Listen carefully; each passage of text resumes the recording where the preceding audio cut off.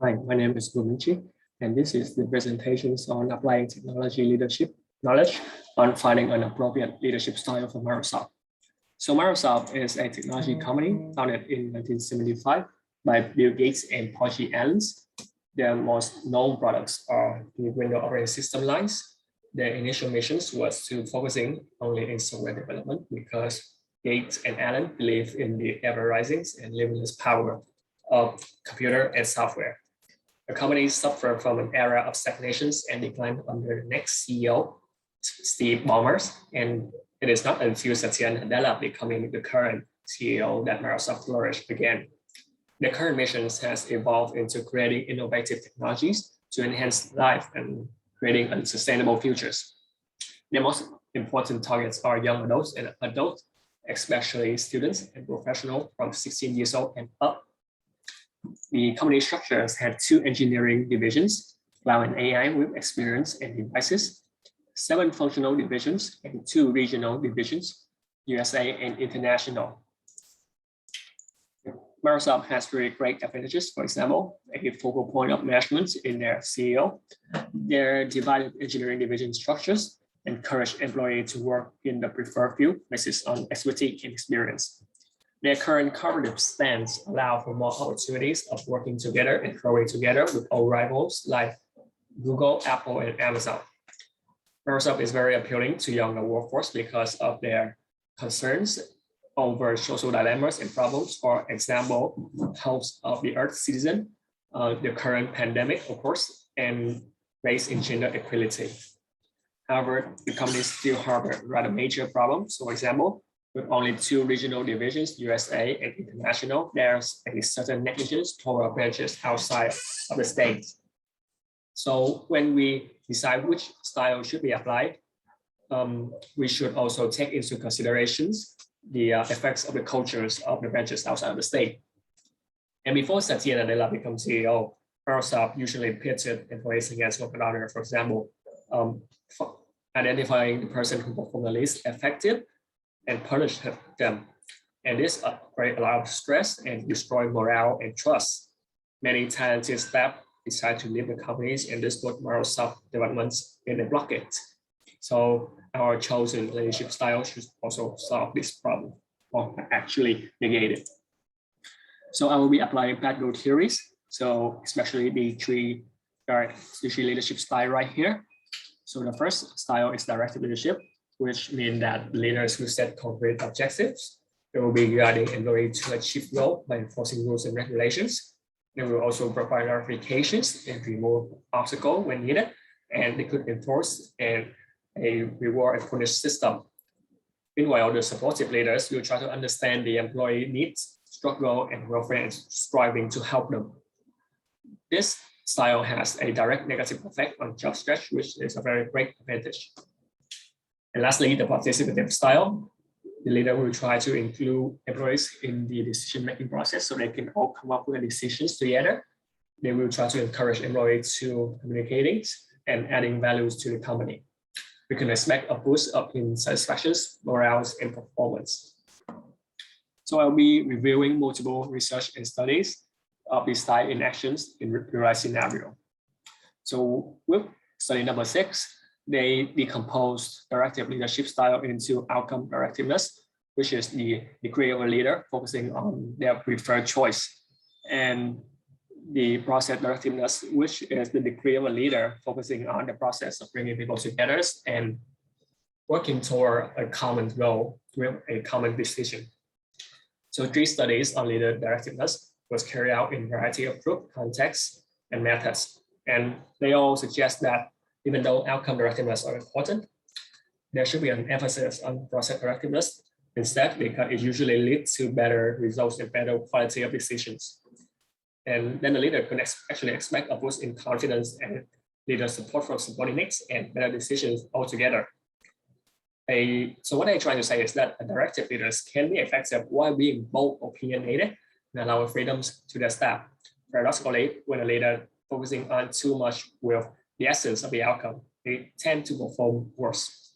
So this figure right here is John T. Chamber, Cisco previous CEO, who used directive leadership to great effects. And with supportive leadership style, there are two studies. So number 8 is on the observations of employee performance when applying supportive and participative style in a Kenyan coffee training company. And study number 9, which are actually measuring the effects of supportive leadership on job strength and performance from educational institute in Pakistan. So the result suggests that with study number 8, supportive style has not really a great effects on job performance in comparison to participative style. Meanwhile, study number 9 actually say that effective supportive leadership could actually decrease stress, and this actually allow employees to work better when there's a supportive leader who help them destroy the stress, and they could feel at ease and in the work environments and usually give better result. It should be noted that the supportive leader need to show their sincerities, or else the employees will feel that they are being manipulated, and this result in worse performance. So with participative leadership style, I will use study number 8, which was explained in the previous slide.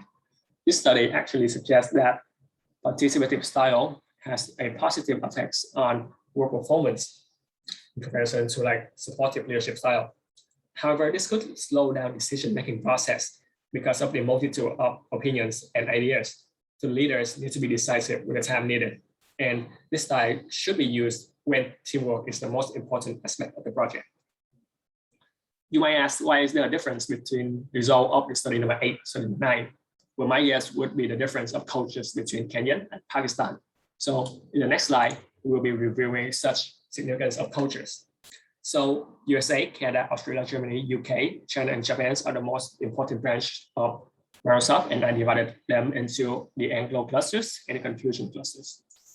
With the Anglo clusters, there's an emphasis on performance orientations and individualism. They have lower power distance between leaders and employees, so the employees like to be considered as equal to the leaders. This style suits with participative style, which meaning that allowing freedoms and allowing ideas from the employees, and directive style, meaning that they refer somebody who could control the team structures. And ideal leaders of this cluster will be able to assign work efficiently, but also allowing freedom to the staff.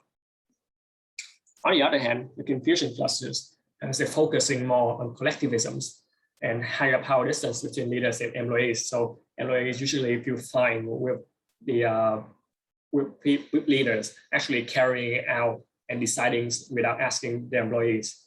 The high collectivism actually instill leaders as pseudo father figures or mother figures who take care of their subordinates. The supportive directive style actually work very well in this group, and the higher power distance actually diminish the effectiveness of participative leadership style. An ideal leader of this group would be somebody who can look after the subordinate, but also can make decisions on their own. So which style has a benefits when applying on Microsoft? With directive, it complements very well with the current engineering division structures. With the already existing goal and objective, they could lay it out and path and follow it. They could make better decision-making process, make it more meaningful, for example, and it is the most applicable style. It could be applied in Confucian cluster and Anglo clusters. With supportive leadership, it could positively affect commitments and morale of Microsoft employees, which are what's sorely needed right now. They could also improve the working philosophy and environments, make it more healthy and make people more committed to the companies. With participative leadership, allowing freedoms and ideas actually could change the core culture of Microsoft from a strict and bureaucratic companies into a place of innovations and creativities. This could actually support Satya Nadella's current efforts of enhancing the working qualities of the employees at Microsoft. So my final decisions for this would be the applications of directive leadership, because it is the most applicable to both clusters. It suits with Microsoft current projects, which are very complex in AI, cryptographic security, and healthcare. It's also suited with Microsoft engineering divisions, as stated before, and it could improve the company structures largely. However, for further effect, the leader should also incorporate values from participative and supportive basis on the cultures of where he works. For example, if a leader is in Confucian clusters, they should use supportive leadership style and directive. And if they are in Anglo, they could use participative and directives. So some actions that I would give for the leaders, of course, being supportive, they could provide a lot of support for the employees who was damaged by the pandemics. They could create more sessions of workshop and trainings to improve their skill and provide supports and create opportunities for progression. But however, this is a lot of workload and leaders need to be efficiently manage them all, or actually delegate to somebody who could work on it, or else they will be overloaded. The leader need to show sincerity, or else the employee will feel manipulated. With participative values, they could be creating more discussion sessions so that the employees will feel the transparency from their managers, knowing everything's going on and not in the black box.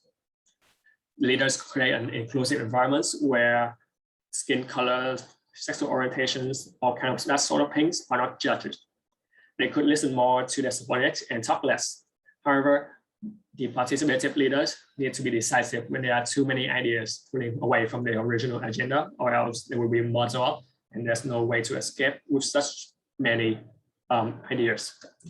With a directive leader, they could be less decisive, constantly set goal during meetings, for example.